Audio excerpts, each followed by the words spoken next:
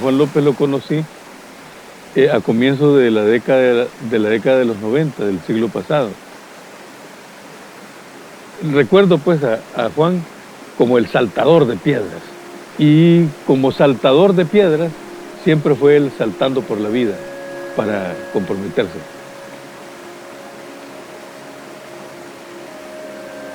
Juan fue perseverante en los estudios, constante en sus tareas, fue un disciplinado, y esto lo llevó a que su compromiso con la iglesia, pero también con la sociedad, siempre fuera distinguida. Fue un compromiso distinguido, porque siempre quiso superarse, pero es interesante que fue una superación que nunca estuvo desvinculada de la comunidad y nunca estuvo desvinculado de la iglesia. Jamás Juan López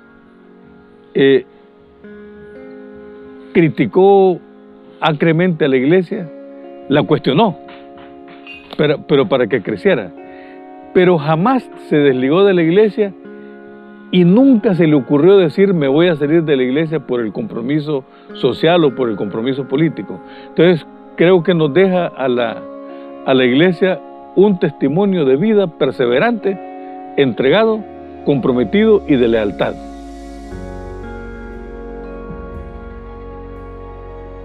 Y por eso, tanto el campesino, el sindicalista, la profesora, el profesor, el ingeniero, el médico, el enfermero, la enfermera, el policía, el pequeño comerciante, el vendedor ambulante, todo mundo tenemos el deber de unirnos, de juntarnos y de estudiar, leer mucho, discutir, plantearnos un proyecto alternativo que tenga que ver con nuestra propia vida y esencia humana.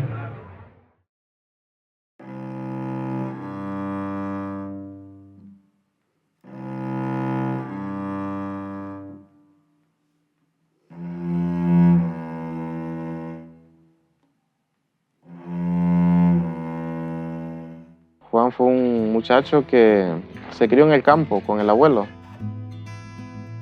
Y fue una vida de trabajo, pero en el campo se trabaja para sobrevivir, sembrar arroz, maíz, los granos básicos para la alimentación diaria.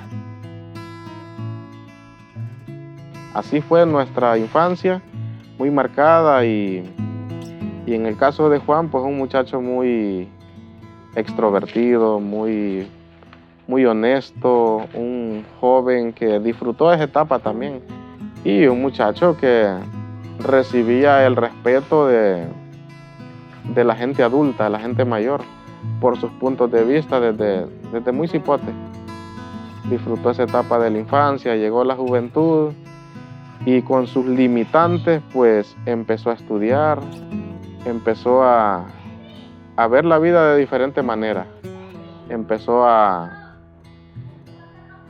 estudiar ya grande porque entró al IER, y donde él iba, él destacaba desde cipote.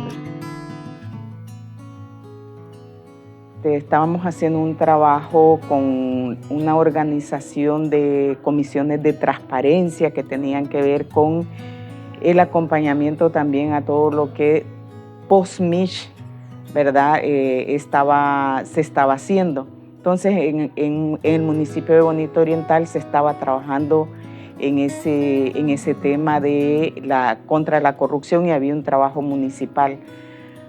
En ese intercambio que se organizó hacia El Salvador, ahí nos encontramos con Juan.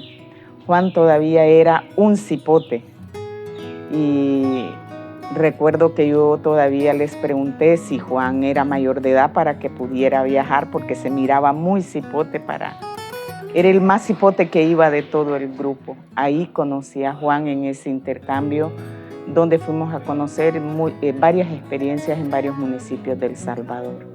El taller de iniciación de legados con Juan lo hicimos juntos, allá en el centro de Salamá. Fue el día, digamos, el momento que conocí a Juan. Y de hecho nos hicimos amigos a partir de ahí, porque no nos conocíamos en este ambiente pastoral. A partir de ahí, del 96, en febrero del 96, hicimos nuestro primer taller. Y Juan, un tipo bastante agradable seguramente, porque a partir de ahí nos hicimos amigos. Y el siguiente taller que llegamos, digamos, más o menos a los 3 meses, era a vernos, pues, y a seguir platicando. A Juan le gustaba también jugar pelota, pero así, de toque. Le llevamos una para hacer, y ahí nos fuimos haciendo amigos. Y justamente por esa misma amistad era el siguiente taller que teníamos que irnos para vernos con él, y él seguramente ahí. Recibimos el envío juntos, pero era bastante distinto, porque en aquel tiempo era muy difícil. Él vivía en Bonito Oriental, en aquella zona, y yo en la margen izquierda de Tocoa. Entonces no nos mirábamos hasta el siguiente taller. Entonces era como una urgencia de verse con él, y de hecho no perdíamos talleres para podernos encontrar. Nos mueve la plena conciencia de que tenemos que abrir nuevos rumbos para este municipio. En el golpe de Estado hay una reactivación de prácticamente todo el movimiento social. El posgolpe y el proceso de la resistencia le permite a Juan conectar con una gran variedad de organizaciones, de actores, a nivel local, departamental y regional. Yo creo que es ahí donde él empieza a darse cuenta de la importancia que hay de poder enchufarse en cualquiera de estas propuestas que iban surgiendo posgolpe. Él no se conformaba, yo creo que es una de las características principales de Juan, que él nunca se conformó con una sola idea, con un solo pensamiento, con escuchar a un solo grupo. Él siempre quería saber qué estaban pensando otras personas, los otros grupos, sin importar quiénes fueran. Esa capacidad de escucha que tenía Juan, yo creo que es una de las características importantísimas, y la tolerancia, creo yo. Yo llegué acá en marzo del 2023 en un ambiente sociopolítico convulsivo en esta zona, en donde frecuentemente veía que el Comité Municipal en Defensa de los Bienes Comunes y Públicos se manifestaba e iba a la calle denunciando el proyecto minero de aquí, de este sector. Llegué en un momento donde estaba bien álgida la cosa, el ambiente.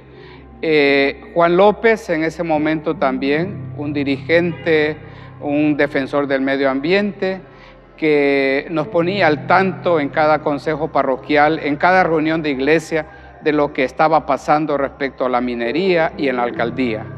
Llegué en ese contexto, ¿verdad? Conociendo la parroquia, porque yo no soy de acá, no había estado acá como párroco ni como vicario. Lo recuerdo en varias concentraciones en donde estaba él encabezando, liderando. Me recuerdo cuando lo vi en el desvío hacia la colonia Ceibita. Otra vez también aquí en La Lempira, adelante de La Lempira, cerca de Cayo Campo, donde estuvimos también en una concentración. Luego a este Juan como muy humilde, muy sencillo, de a pie. Pero lo que recuerdo de Juan es un hombre que se mantenía bien informado, un hombre que le gustaba estar al tanto de lo que iba pasando a nivel político, económico, en la zona y en el país. Entonces recuerdo a un Juan muy comprometido a nivel eclesial y social. Creo que Juan había entendido que el papel que la Iglesia tenía en esta lucha por la defensa del territorio, por la defensa de los bienes naturales, por la defensa de la tierra, como una de las luchas fundamentales en esta región, era importante. Juan sinceramente es como el estilo de delegado que necesitamos, creo yo, para la zona. Ha significado muchísimo, pues. Pues aquí no le gustaría ser como Juan, porque desde la manera de referirse a la gente, ¿va?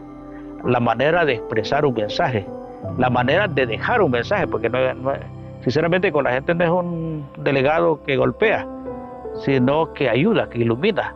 Entonces Juan sí ha sido para mí un modelo de delegados importante, que sería, digo yo, el estilo de delegados que debemos de tener en la diócesis. Su identidad primera es la fe. Segundo, de la fe lleva a la comunidad eclesial. De la comunidad eclesial pasó a la dimensión social, en la pastoral social. Y ese compromiso en la dimensión social de su fe lo llevó también a convencerse que para las transformaciones sociales en Honduras había que participar en el ámbito de lo político y de lo político partidario. De modo que él nunca dudó que su compromiso político fuese independiente de la dimensión social con la Iglesia, y sobre todo que su compromiso político nunca él dudó que fuese como expresión de su opción de fe. Fue un hombre de fe que lo llevó a todas las dimensiones. Por eso Juan López fue coherente. Nunca se le conoció un acto de corrupción o que, por ejemplo, anduviera con chismes o con habladurías. Él hablaba de frente y siempre uno podría estar o no de acuerdo con sus compromisos políticos, pero jamás uno podía dudar de su coherencia entre ese compromiso político con su vida de fe y con su testimonio personal. Creo que la primera etapa de la criminalización en la que estuvo Juan privado de libertad por 11 días junto a 12 compañeros, ya era evidente que ahí había una trama. La misma criminalización con toda esta estructura que se organizó de parte del Ministerio Público, donde ponían a Juan López como cabecilla de una estructura criminal, ya era un indicativo de las intenciones que había de poder hacer daño, pero también de calmar o de eliminar a cualquiera que se opusiera en este montaje de este proyecto. Juan López fue asesinado hace un poco más de una hora. Seguimos dándole cobertura a esta tragedia que ha ocurrido del asesinato de Juan López en la ciudad de Tocó, Colón, mientras salía de los oficios religiosos de la celebración de la palabra de Dios en su barrio, en la Fabio Ochoa. El sábado del día 14 de los desfiles, yo estaba en la oficina, eso a las 11:30, y Juan pasó por ahí. Estuvo hablando conmigo. Yo ya sabía que estaba amenazado. Él había contado en el círculo cercano del consejo parroquial y a sus amistades que son agentes bien comprometidos en la iglesia. Ya nos había contado, bueno, ese día miércoles nos contó que le habían ofrecido 8 millones de lempiras para que desistiera de estar al frente denunciando a esta empresa minera. Es lo más contradictorio que puede haber a unas mal llamadas fiestas patrias cuando uno de sus ciudadanos cae abatido de manera tan cobarde. Entonces, tan infame. Ese sábado pasó a mi oficina a las 11:30 y me contó, y yo serví como lugar para la catarsis que quería hacer, porque iba muy enojado después de que no le dejaron subir a la mesa principal de la alcaldía, la que se tenía preparada, donde llegaban los desfiles y donde se presentaban. Y llegó bien enojado, con mucha rabia, en contra de don Adán Funes, de la alcaldía, de todo, pero era un cúmulo de todo lo que venía viviendo. Creo que fue muy planificado. Habían muchas señales ya, Juan había recibido desde hacía mucho tiempo amenazas.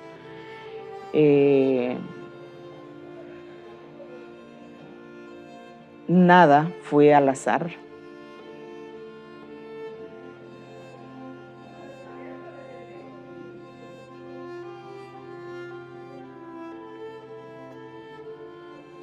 creo que tal vez la falta de experiencia nuestra, de no darnos cuenta del enorme riesgo que había. Pero las pistas estaban, todas las señales estaban. Y quizás no sabíamos quién iba a ser, pero sí sabíamos que iba a pasar. Unos días antes, Juan había recibido varias cosas, varias amenazas. Me llamó para comentarme, para decirme una información que le habían dado, y donde le decían de que habían varias personas, había una lista de personas a las que iban a asesinar. En ese momento, cuando él me compartió eso, yo le dije que era urgente hacer algo con él, que él debía salir inmediatamente, que aunque hubiéramos muchos más en riesgo, él era el objetivo. Una semana antes de que lo mataran, yo estuve con él en San Pedro Sula, un encuentro de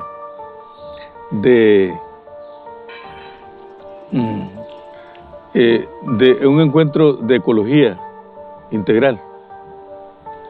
Y entonces yo también allí le volví a decir, no tengo ninguna duda de que te vas a lanzar de nuevo para candidatura de alcalde. Te respeto, pero que sepas que te van a matar. Cuando a mí me informaron como a las 8:15 de la noche del sábado 14 de septiembre, 8 días después de mi último encuentro con él, y me dijeron, Leslie Vanegas, por cierto, fue la que llamó y con llanto incontenible me dijo, asesinaron a Juan. Entonces solamente recordé las dos advertencias que le dije. Y entonces dije yo, murió, lo mataron, sabiendo él que lo iban a matar. Y por lo tanto su entrega es infinitamente más valiosa. Porque sabiendo que lo iban a matar, él dijo, recuerdo que dijo ese día, 8 días antes, tenemos la obligación de estar en el campo político. Porque si queremos transformaciones en la sociedad hondureña, no lo podemos hacer solamente en el ámbito eclesial. Como compromiso eclesial y compromiso de fe, tenemos que lanzarnos al campo político.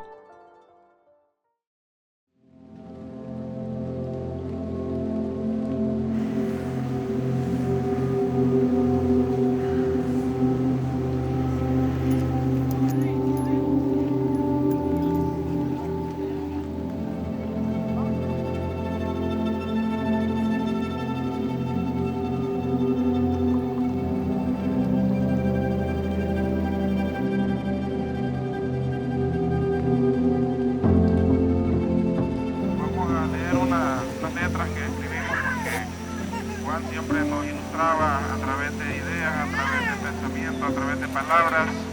Y hoy despedimos a un camarada, un gran ser humano, un gran padre, un gran humano, gran esposo, gran lector, gran defensor de derechos humanos, gran hijo. Ese día entonces yo tuve misa en la tarde en el sector de Zamora. Regresé a casa y a eso a las 8:15 me dieron la noticia. No cabe duda que aquí hay participación de esta empresa minera, que hay participación de actores políticos, no solo locales, sino de diferentes niveles.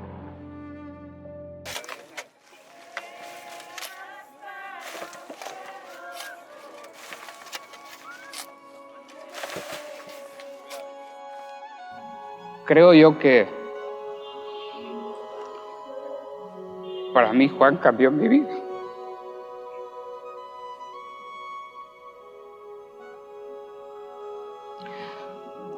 todavía tengo mucho dolor. Y ver a Juan tan sencillo. No sé, yo sentí que Juan, para mí ha sido como lo que Rutilio fue para Monseñor Romero. Yo estaba como diciendo, ¿qué hago yo aquí? En una parroquia tan revoltosa. En una parroquia donde hay tantos problemas sociales, problemas de violencia, problemas de extractivismo, etc. ¿Qué hago yo acá? Con Goyo, pues yo intenté meterme, pero siento yo que no estaba del todo enamorado de la parroquia. Y para mí Juan fue como ese giro. Y por eso creo que me siento inspirado por su espíritu de lucha. Siento que no puedo traicionarlo. Siento como un deber moral, ético. De hecho, hoy después yo me quedé pensando, ¿y qué pasó que yo no fui capaz de intuir que ese día iba a ser la muerte, el asesinato? Pero lo importante de todo esto es que, aunque ustedes pueden ver que no he superado el dolor, la impotencia, siento yo que Juan ha sido como el que le ha dado otro giro. Eso me lo dice mucha gente. Me dice, como que usted cambió a partir del asesinato de Juan. Yo les digo, mucha razón hay. Nosotros como hermanos siempre sabíamos el peligro. Lo sabíamos y él siempre nos hacía saber eso, que había un peligro inminente, pero nosotros le hacíamos, uno cuando habla con una persona así le hace un análisis, y nosotros sabíamos que él sí tenía miedo, porque todos los humanos tenemos miedo a morir. Ese es un sentimiento natural de todos los humanos. Pero él sabía que la lucha que él tenía era una lucha por el futuro, por el presente y el futuro. Era una lucha que se libraba con el pueblo, porque solo no la hacía. Él sabía que atrás había un pueblo que lo respaldaba. Y él siempre nos decía del peligro, y nosotros estábamos claros que había un peligro inminente. Pero tampoco creíamos que iba a pasar tan pronto. Bueno, creo que el Ministerio Público tiene una gran responsabilidad,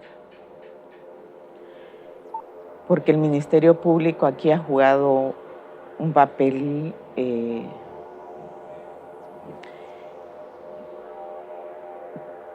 ha tenido dos caras para nosotros.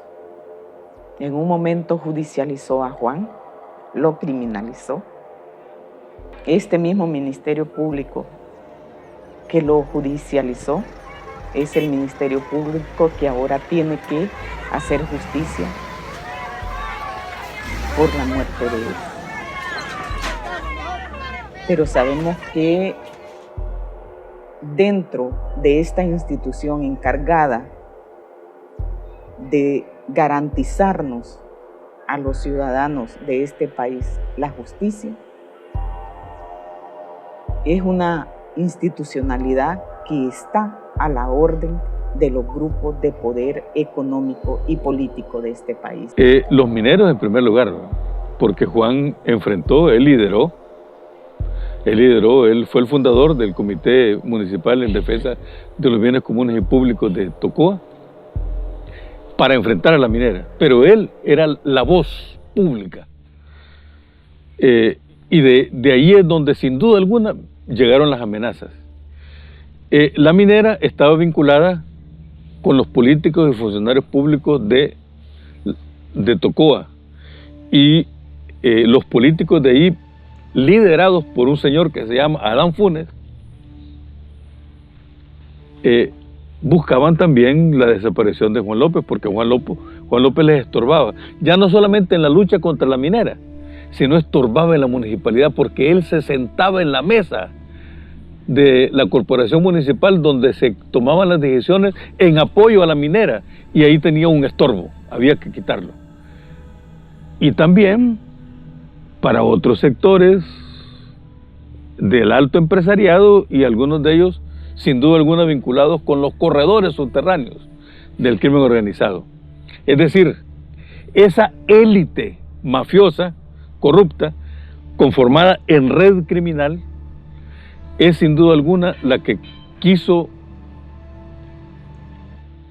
eliminar a Juan López, y por eso organizaron el plan. Queremos creer que el caso de Juan no va a ser un caso que se va a quedar en la impunidad, pero también somos conscientes que esa búsqueda de la justicia no pasa por la voluntad política que tienen los gobiernos de turno, ni quienes están ejerciendo en este caso el papel de ser jueces, de ser fiscales, sino va a pasar por la capacidad que tengamos como pueblo de poder unirnos y de poder mantener permanentemente nuestra denuncia, nuestra protesta y nuestra exigencia ante los distintos gobiernos, porque ya vemos que este gobierno se cerró, está terminando y no va a cumplir, no va a garantizar la justicia para Juan, no va a garantizar que el Parque Nacional Montaña de Botaderos Carlos Escalera quede liberada de este megaproyecto extractivo minero Pinares Ecotec. Si hubiese el Ministerio Público investigado seriamente los actos de corrupción que tienen que ver con los fraudes que llevaron a que se pusiera en marcha la explotación minera con documentos falsos que fueron elaborados por la municipalidad a espaldas de la Constitución de la República y de las leyes generales. Pudo evitarse. Hoy lo que tenemos que lograr es que se haga justicia en el caso de Juan López, que se haga justicia ambiental y que se prosiga con la lucha contra los fraudes, para que de esa manera podamos evitar muertes de las compañeras y compañeros, en primer lugar del Comité Municipal en Defensa de los Bienes Comunes y Públicos de Tocoa, que están continuando la lucha de Juan López. Ellos están en altísimo peligro. Se puede evitar, pero para eso el Estado tiene que responder, el Ministerio Público tiene que actuar, y nosotros tenemos que mantener la lucha porque se haga justicia en el caso de nuestro hermano Juan López.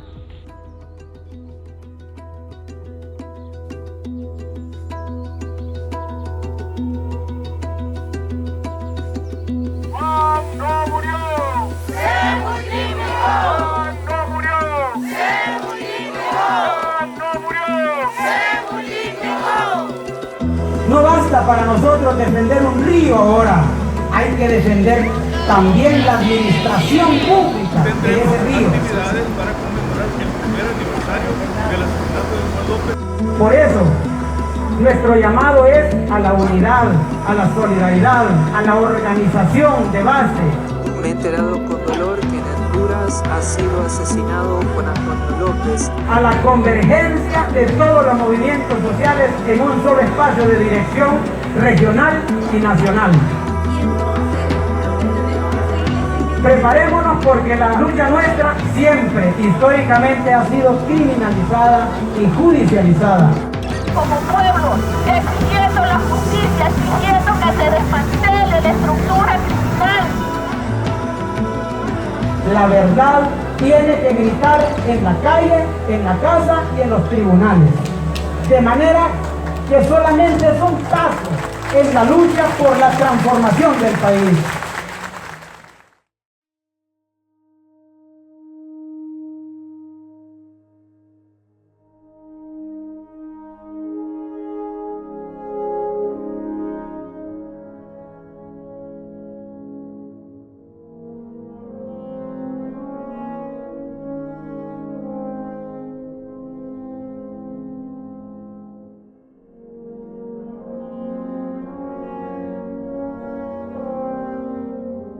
Yo creo que el mayor legado de Juan ha sido la coherencia de su vivencia de fe, viviendo una fe comprometida y enraizada en la realidad que le tocó vivir.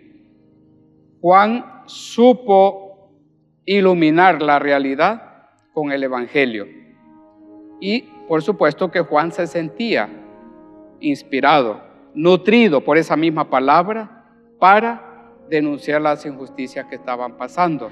Juan nos ha aglutinado, Juan nos ha hecho organizarnos, Juan nos ha hecho pronunciarnos en contra de su asesinato, pidiendo justicia, y también en contra de lo que le está pasando al Parque Montaña Botaderos Carlos Escalera. Todo comienza por un sueño.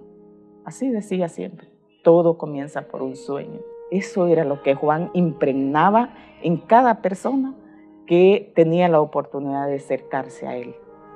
Esa convicción de que era necesario hacer las cosas, de dar el paso, de confrontar sin importar a quién fuera.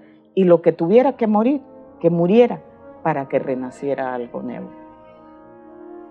Yo me quedaría con esa herencia que Juan López nos dejó con su vida, con su testimonio de vida, con sus escritos y con su persistencia y coherencia de vida.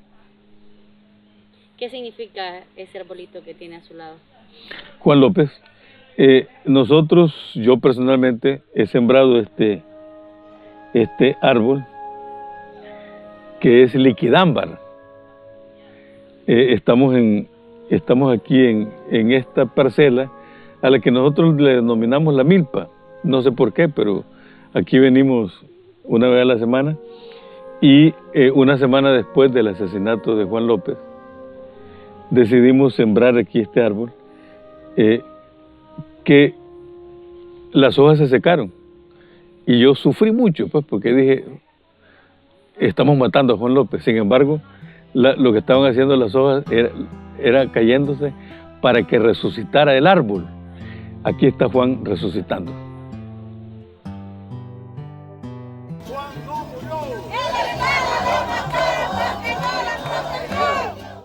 El dinero que pagaron para asesinar a nuestro hermano Juan, ese dinero está maldito. Sembraste con ternura la palabra, te armaste con la paz pese a los miedos, cubriste con tu vida la esperanza y fuiste dignidad en cuerpo entero. Pintaste cada afrenta con tu calma, te hiciste luz en estos tiempos ciegos, callaste los aullidos de las armas con letras enmarcadas en tu ejemplo. Hermano, tu verso sigue rompiendo el silencio y señalando a aquellos que creyeron que era posible dominar tus sueños. Hermano, tus pasos siguen andando el sendero y tu pluma nos convoca al encuentro que rompa las cadenas de tu pueblo. Hoy que te abrazas con la Pachamama, tu estrella brilla más en nuestro cielo para cuidar el río y la montaña